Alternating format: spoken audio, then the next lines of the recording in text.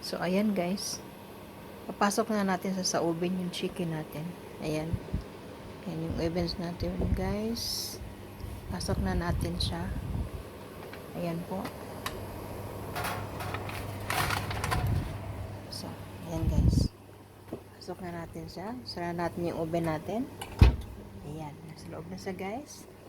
Tapos 200 degrees guys. So, hanggang mamaya. So guys, ayan na yung chicken natin. Tingnan natin siya guys. Oh. Ayan guys. Brown na siya. Ang ganda ng ano niya guys. Tingnan natin. Ayan.